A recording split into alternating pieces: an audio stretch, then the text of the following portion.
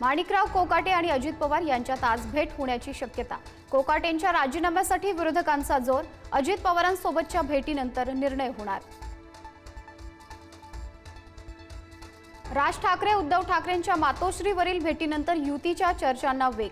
मराठीचा मुद्दा आणि कौटुंबिक कार्यक्रमात एकत्र दिसणाऱ्या बंधूंनी निवडणुकीतही एकत्र लढावं, कार्यकर्त्यांची इच्छा।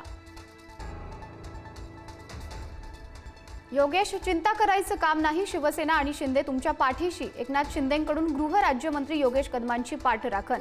मुंबईतल्या डान्स बारवरून कदमांवर विरोधकांचे आरोप। पुण्यातील रेव पार्टी प्रकरणात खडसेंचे जावई प्रांजल खेवलकर अटकेत। राजकीय आरोप प्रत्यारोपांना जोर। महायुतीकडून खडसेंवर हल्लाबोल तर मवियाकडून कारवाईवर शंका व्यक्त।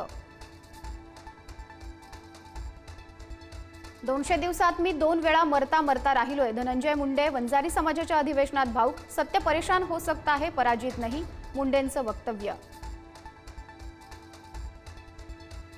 लोकसभेत पहलगाम आणि ऑपरेशन सिंदूरवर हाय व्होल्टेज चर्चा होणार। विरोधक सरकारला घेरण्याचा प्रयत्न करणार तर सरकार विरोधकांच्या प्रश्नांची उत्तरं देणार।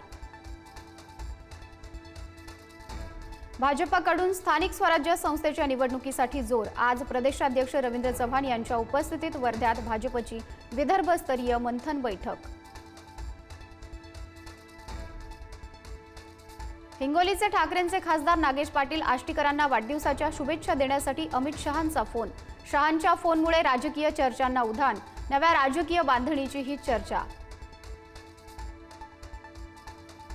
जालन्यात काँग्रेसला आणखी एक धक्का। कैलास गोरंट्याल मंगळवारी भाजपात प्रवेश करणार।